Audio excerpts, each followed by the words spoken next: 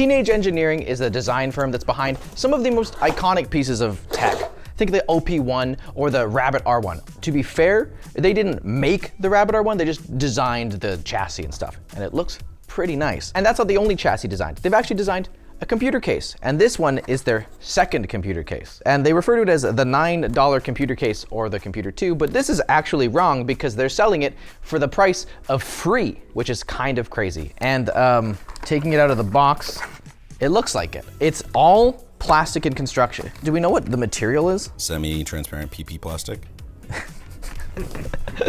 The entire enclosure is made of polypropylene plastic, and it's a semi-transparent. The last time Teenage Engineering made a case, it was called the computer-1, and it was pretty cool, but definitely a form over function type product. It was kind of criticized for its flimsy materials as well as its high price and bad thermals. So they've solved that by making their next case maybe a little flimsier, but free. And if it's free, that means you can't criticize it. Okay, people on YouTube, I give you free videos. You cannot complain, okay? Though this was apparently supposed to be $9, they have given it away for free, which means that it's basically impossible to get, because when you have such a hyped brand like Teenage Engineering, combined with the price of $0, it's gonna be hard to track this down. Oh, cool. It kind of folds out as a net. It's all one piece. I thought I was gonna be assembling separate pieces together. We got two header cables, I'm imagining, for your power switch and your reset switch. And this one is uncovered. I'm imagining that's a manufacturing mistake. I guess we got it for free. We also have a very, very basic LED. It is kind of different though. It's got a doink on it, you know? A doink. And then we have some rubber fasteners of sorts. There's no instructions. There was a QR code on here, online assembly guide. And it says that the first step is to tell you about our sponsor. Thanks to Wolfbox for sponsoring this video. Weighing in at just under a pound, their MF200 portable electric air duster reaches 71 meters per second of wind speed and has a peak pressure of 270 grams. It's great for things like cleaning out your PC, quickly inflating some camping gear, or even drying off your car after a nice wash. It comes with 4 nozzles for different applications, and a removable battery means you can quickly swap between them for a freshly charged one for double the usage time. Learn more today by using our link in the video description, and don't miss Wolfbox's 6th anniversary sale starting October 15th. All right, step 2, unfold the computer, done. Ensure your work area is static free. Close enough. Cut and detach the carrying handle from the chassis and set it aside. It'll be attached at a later stage in the assembly process. Sure. Can I get a strong man? Or scissors that aren't broken? Ow. Sorry. I now need to attach feet to the bottom of the case. All right, it's time to build a computer. So we have a mini ITX motherboard. That is the only size that this is compatible with. For our CPU, we're kind of going with the gaming champion. It's the AMD Ryzen 7 9800X 3D. The CPU is going to be running a little hot because we're using a L9A CPU cooler, which is really only designed for 65 watt CPUs. And the 9800X 3D runs a little warmer than that, but shouldn't be too big of a deal because we're not turning it on. Got our RAM and our CPU cooler installed, and now we're going to take our motherboard and put it into the case. Attach the motherboard to the left panel, rig it, front, left. Okay, so this is kind of different. Instead of screwing our motherboard in, we're just putting these standoffs through the holes, and then it's going to use these plastic snap hooks to hold the motherboard in place. Not exactly the most reusable solution, but if they're doing all plastic, then I guess that's kind of how you'd have to do it, because if you can't screw into plastic multiple times, but they would have to like insert like a nylon insert or something in there. So this is how we're gonna do it. It says to install the bottom left one first. Okay, 2, 3, and 4. That's in there. How hard is it to pull out?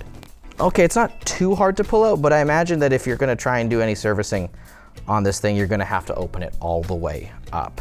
Affix PSW power supply. Insert oh, this is intentionally unsleeved. Insert unsleeved connector through the power button. I am lost immediately. Where the hell is this power button?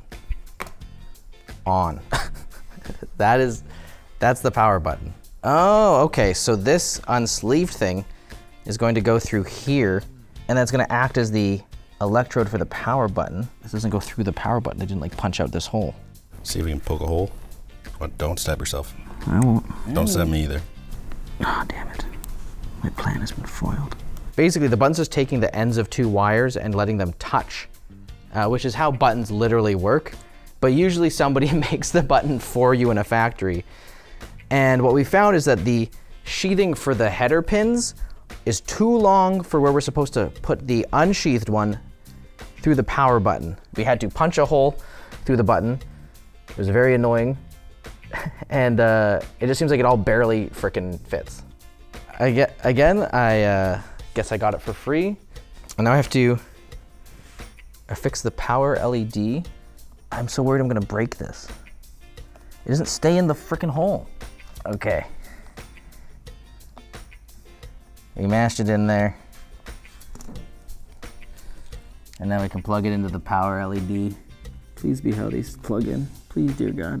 Attach the supplied silicone fasteners to an 80mm chassis fan. So you take these rubber fasteners, you will pull them through the screw holes of your fan. It's very reminiscent of the like anti-vibration mounts that you can get with these Noctua fans, the little brown rubber guys. And then we slide these on to these pegs right here at the front. Secure the power supply.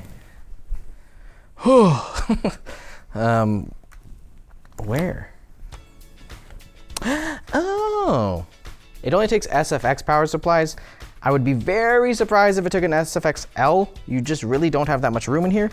And it has to be oriented with the fan pulling in air from the outside, like so. You can't orient it around. So if you're somebody who's using custom cables for this case, then note that when you're taking your measurements.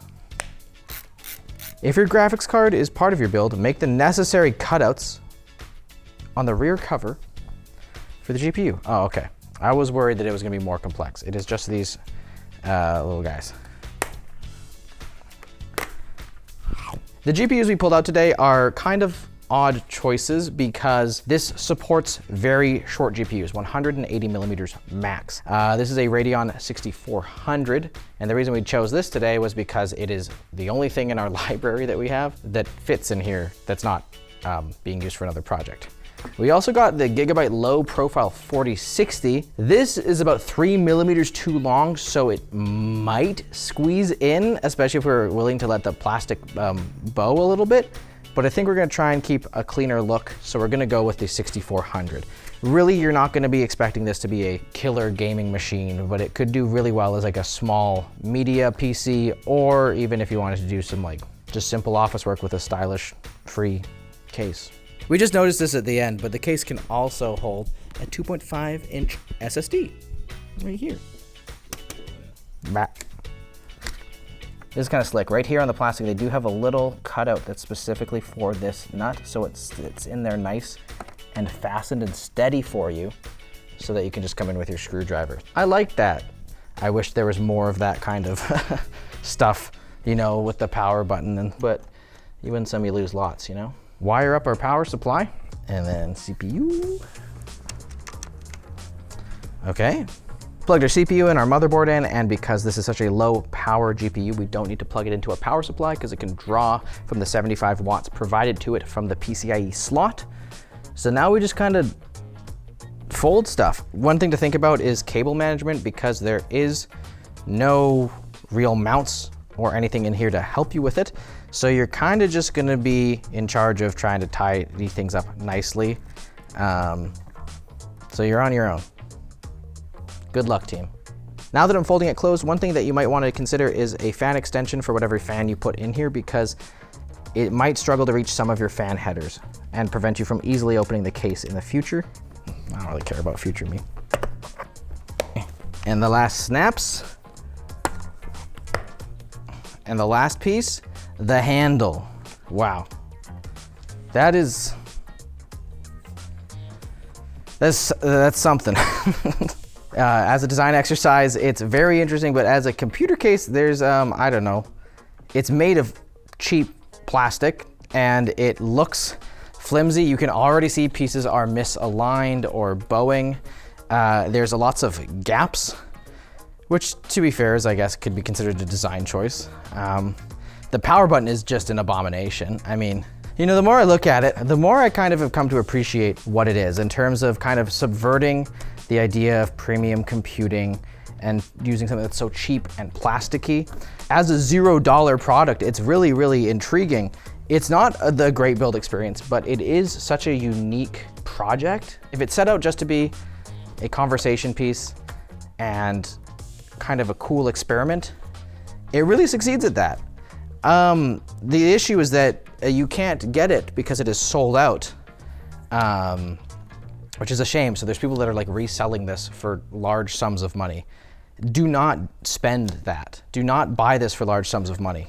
There's just a lot of things that like, I am worried about the longevity in terms of like, if you're trying to game and this thing gets hot, how well will this age? Is the plastic going to yellow over time? It probably will. Though that might kind of be its own kind of cool aesthetic, and you'll even be able to see like heat marks as it unevenly yellows. I don't know. What do you think? This is like uggo as hell, but I think if you're kind of going for this, if you're appreciating it for what it is, you can consider that part of the experience. I don't think I'd want a yellowing plastic computer, but I will say this is by far the most interesting case I've looked at in my entire time here at LMG.